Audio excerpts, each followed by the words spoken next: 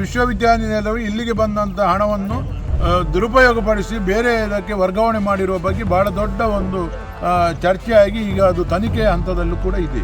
ಅನೈತಿಕ ಚಟುವಟಿಕೆಗಳ ಇದೊಂದು ತಾಣ ಆಗಲಿ ಪರಿವರ್ತನೆ ಆಗ್ತಾ ಇದೆ. ನಾವು ಇದಕ್ಕೋಸ್ಕರ ನಮ್ಮನ್ನು ತೇಗಿ ಬಹಳಷ್ಟು ಹೋರಾಟ ಮಾಡಿ, ಆದರೆ ಸರ್ಕಾರ ಮೀನಾಮೇಷ ಮಾಡ್ತಾ ಇದೆ.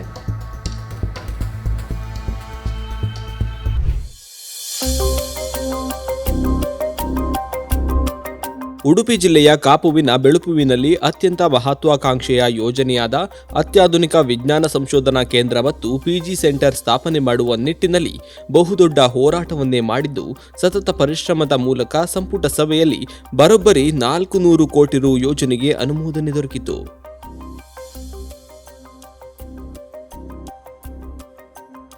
ಮಹತ್ವಾಕಾಂಕ್ಷೆಯ ಯೋಜನೆ ಇದೊಂದು ಬೆಳಪಲ್ಲಿ ಒಂದು ಅತ್ಯಾಧುನಿಕ ವಿಜ್ಞಾನ ಸಂಶೋಧನಾ ಕೇಂದ್ರ ಮತ್ತು ಪಿಜಿ ಸೆಂಟರನ್ನು ನಿರ್ಮಾಣ ಮಾಡಬೇಕು ಅಂತ ಭಾಳ ದೊಡ್ಡ ಹೋರಾಟದ ಮೂಲಕ ಈ ಗ್ರಾಮಕ್ಕೆ ಇದು ಮಾನ್ಯ ಮುಖ್ಯಮಂತ್ರಿಗಳು ಸಿದ್ದರಾಮಯ್ಯನವರು ಹಿಂದಿನ ಸಾಲಿನ ಮುಖ್ಯಮಂತ್ರಿಗಳಾಗಿದ್ದಾಗ ಬೆಳಪುಗೆ ಬಂದು ಶಂಕುಸ್ಥಾಪನೆ ಮಾಡುವಂಥ ಕಾರ್ಯ ನಡೆದಿತ್ತು. ತದನಂತರ ಸಂಪುಟ ಸಭೆಯಲ್ಲಿ ತೀರ್ಮಾನ ಕೈಗೊಂಡು ಈ ಯೋಜನೆಗೆ 400 ಕೋಟಿ ರೂಪಾಯಿಯ ಯೋಜನೆಗೆ ಸಂಪುಟ ಸಭೆಯಿಂದ ಅನುಮೋದನೆಯನ್ನು ಕೂಡ ನೀಡಿದರು. ನಂತರ ಸುಮಾರು 40 ಕೋಟಿ ರೂಪಾಯಿ ಪ್ರಥಮ ಹಂತದಲ್ಲೇ ಬಿಡುಗಡೆ ಮಾಡಿದರು. ಆ ಬಿಡುಗಡೆಗೊಂಡಿರುವಂಥ ಹಣದಲ್ಲೂ ಕೂಡ ಮಂಗಳೂರು ವಿಶ್ವವಿದ್ಯಾನಿಲಯದ ಮುಖಾಂತರ ಈ ಯೋಜನೆ ನಮ್ಮ ಹೌಸಿಂಗ್ ಬೋರ್ಡಿನವರು ಇದನ್ನು ಗುತ್ತಿಗೆ ಪಡೆದಿದ್ದಾರೆ. ಅವರ ಮುಖಾಂತರ ಇದು ಕಾರ್ಯಗತ ಆಗ್ತಾ ಇದೆ. ಆದರೆ ನಾವು ಬಹಳಷ್ಟು ಈ ಬಗ್ಗೆ ನಿರಂತರವಾಗಿ ಇದೊಂದು ಅತಿ ಶೀಘ್ರ ಉದ್ಘಾಟನೆ ಆಗಬೇಕು ಮತ್ತು ವಿದ್ಯಾರ್ಥಿಗಳಿಗೆ ಇದರಿಂದ ಒಳ್ಳೆಯ ಪ್ರಯೋಜನ ಆಗಬೇಕು.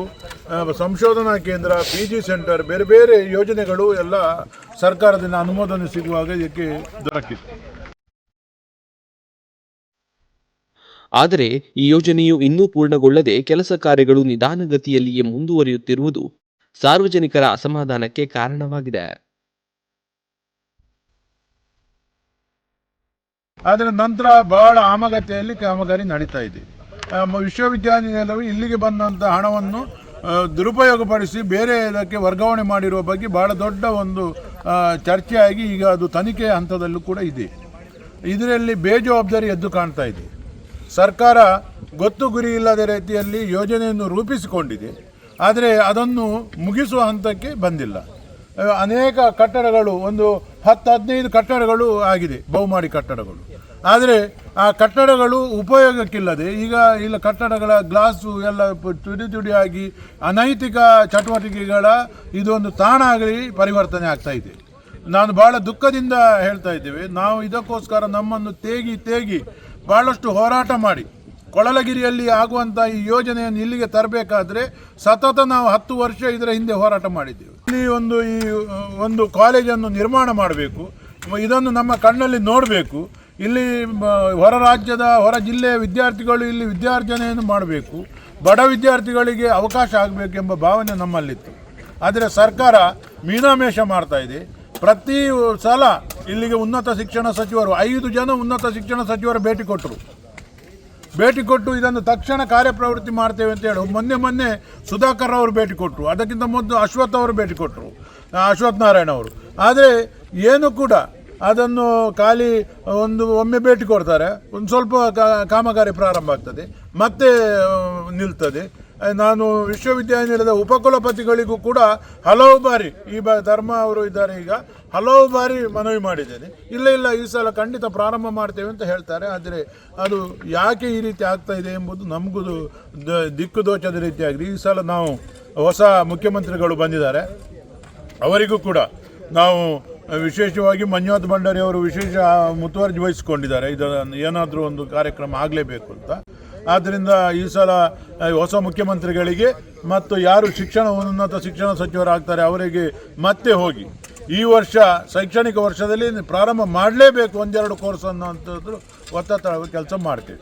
ನಂತರ ಒಳಗೆ ಕೆಲವು ಕ್ಲಾಸ್ ರೂಮ್ಗಳದ್ದು, ಕಿಟಕಿ ಬಾಗಿಲಿದ್ದು, ಮತ್ತು ಡ್ರೈನೇಜ್ ಇದ್ದು, ಇದೆಲ್ಲ ಕಾಮಗಾರಿ ಆಗಿದೆ. ನಮಗೆ ಕಾಮಗಾರಿ ಮುಖ್ಯ ಅಲ್ಲ, ಇದರಲ್ಲಿ ಯೋಜನೆ ಕಾರ್ಯಗತ ಆಗಬೇಕು. ಕಾಮಗಾರಿ ಆದ ಕೂಡಲೇ ಯೋಜನೆ ಆಗೋದಿಲ್ಲ. ಯಾವುದೋ ಒಂದು ಕಾಮಗಾರಿಯನ್ನು ಪೂರ್ತಿಗೊಳಿಸಿ, ಎಲ್ಲವನ್ನು ಪೂರ್ತಿ 10 ಬಿಲ್ಡಿಂಗ್ ಮಾಡಿದ್ದೀರಿ, 2 ಬಿಲ್ಡಿಂಗನ್ನು ಪ್ರಾರಂಭ ಮಾಡಿ, ಮತ್ತೆ ಉಳಿದ ಕಾಮಗಾರಿಯನ್ನು ಪ್ರಾರಂಭಿಸಿ. 40 ಈಗ 60 ಕೋಟಿವರೆಗೆ ಮಂಜೂರಾತಿ ಆಗಿದೆ. ಆದಂಥ ಅನುದಾನವನ್ನು ಯಾವ ರೀತಿ ಬಳಕೆ ಮಾಡಿದ್ರಂತೆ ನಮಗೆ ಇದು ಗೊತ್ತಿಲ್ಲ. ಯಾವ ರೀತಿ ಯೋಜನೆ ಇದು ಫಲಪ್ರದ ಆಗ್ತಾ ಇದೆ, ಏನಾಗ್ತಾ ಇದೆ, ಅದಕ್ಕೊಂದು ಗೊತ್ತು ಗುರಿ ಬೇಕಲ್ವ. ಈ ವಿಶ್ವವಿದ್ಯಾನಿಲಯದವರು ಎಲ್ಲರಿಗೂ ಅದು ವಿದ್ಯೆ ಕೊಡುವಂಥ ಅವರು ಏನು ಖಾಲಿ ಕಾಮಗಾರಿ ಮಾಡಿದರೆ ಸಾಕಾಗುವುದಿಲ್ಲ. ಯಾವುದಾದ್ರೂ ಒಂದೊಂದು ಮುಗಿಸಿ ಪ್ರಾರಂಭ ಮಾಡಿ, 1-2-3 ಕೋರ್ಸ್ಗಳನ್ನು.